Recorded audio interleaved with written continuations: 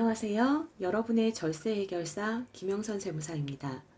지난 시간에 이어 부가가치세 신고서를 계속 살펴보도록 하겠습니다. 지난 시간에 말씀드렸다시피 부가가치세 절세의 핵심은 매출이 아닌 매입에 있다고 할 수 있습니다.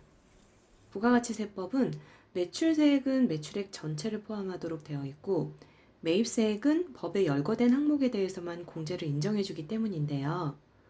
따라서 부가가치세 절세의 포인트는 어떻게 하면 공제받을 수 있는 매입세액을 늘릴 수 있을지에 달려있다고 볼 수 있습니다. 매입세액은 크게 세금계산서 수치분과 그 밖의 공제 매입세액으로 이루어져 있고 매입 중에 공제받지 못할 항목을 법에 정하고 있는데 공제받지 못할 세액을 차감하여 계산하게 됩니다. 이번 시간은 그 밖의 공제 매입세액과 공제받지 못할 매입세액, 즉 불공제 매입세액을 살펴보도록 하겠습니다.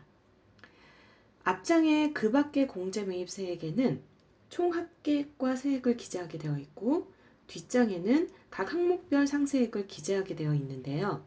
뒷장을 보시면 차례대로 신용카드 매출전표 등 수령 명세서 제출분을 일반 매입과 고정자산 매입으로 구분하여 기재하게 됩니다.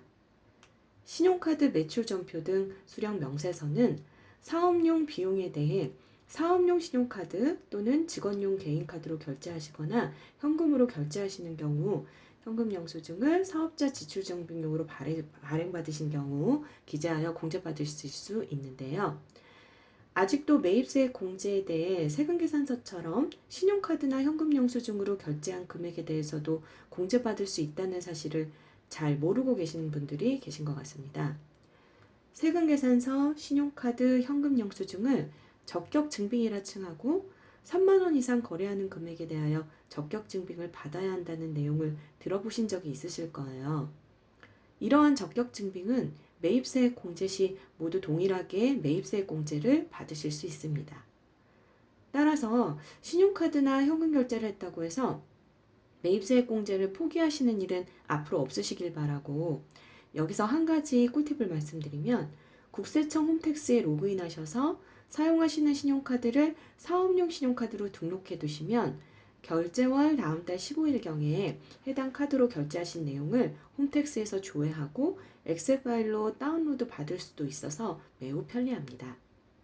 현금 영수증도 지출 시에 사업자 등록번호를 말씀하시고 사업자 지출 증빙용 현금 영수증을 발급해달라고 요청하시면 사용하신 내용을 홈택스에서 조회하실 수 있어요.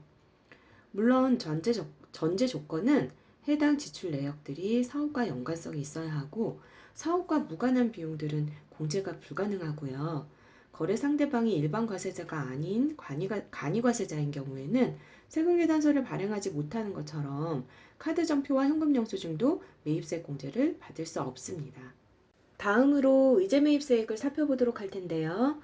의제 매입세액이란 사업자가 부가가치세가 면제되는 농축수 임산물을 원재료로 하여 제조, 가공한 재화, 그리고 용역이 과세되는 경우 매입 원재료가액의 일부를 매입세액으로 보아 매출세액에서 공제할 수 있도록 하는 매입세액 공제제도입니다.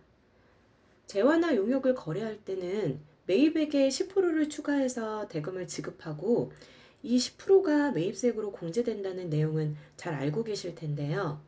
의제 매입세액의 경우 면세 물품을 매입한 거라 10% 대금을 추가로 지급하지 않았음에도 불구하고 매입세액 공제를 해주는 거기 때문에 어떻게 보면 일반 매입세액 공제보다 훨씬 더 유리한 세액 공제입니다.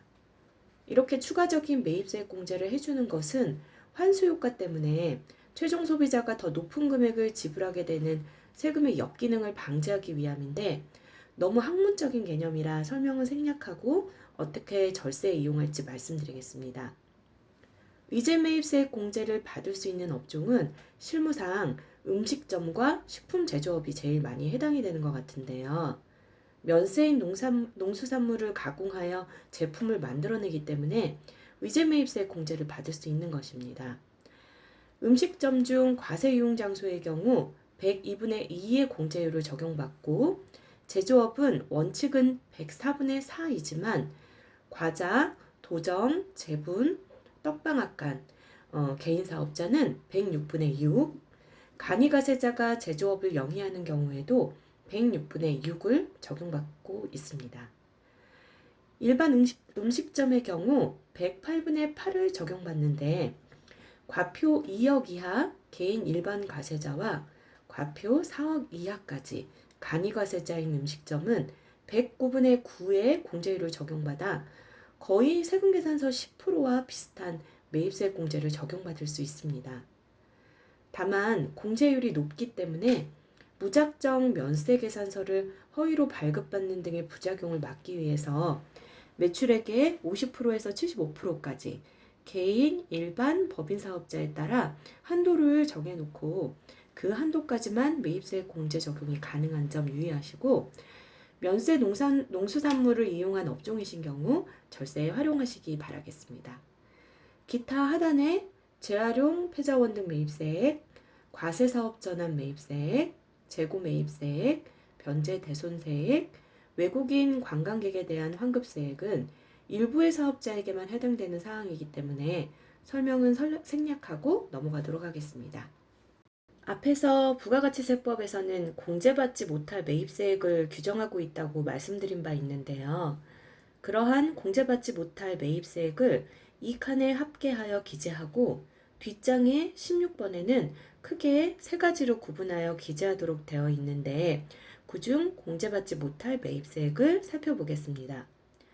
공제받지 못할 매입세액을 실무상으로는 줄여서 불공제세액이라고 간단히 부르는데요. 불공제세액은 별도 공제받지 못할 매입세액 명세서의 세부 내역에 기재하도록 되어 있습니다. 불공제세액은 총 8가지 항목으로 되어 있는데 각 항목별로 간단히 살펴보겠습니다. 1번 필요적 기재사항 누락 등은 세금계산서의 효력에 영향을 미치는 필요적 기재사항을 누락하거나 오류로 작성할 경우 매입세액을 공제받을 수 없습니다. 여기서 필요적 기재사항은 화면상에 빨간 네모상자로 표시된 내용으로 공급자의 등록번호, 성명 또는 명칭, 공급받는 자의 등록번호, 작성 연월일, 공급가액과 세액을 의미하는데요. 이 내용이 누락되어 있거나 기재 내용이 불분명하면 매입세 공제를 받을 수 없습니다.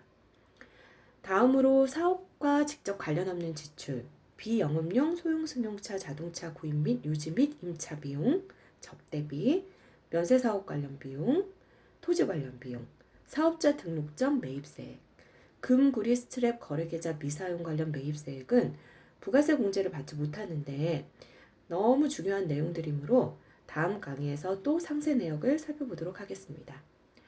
다소 생소하고 어려우셨을 텐데 끝까지 들어주셔서 감사드리고 또 다음 강의에도 부가가치세를 줄일 수 있는 꿀팁들을 들으실 수 있으니까 꼭 시청하셔서 절세하시기 바라겠습니다. 여러분의 세금 해결사 김영선 세무사였습니다. 감사합니다.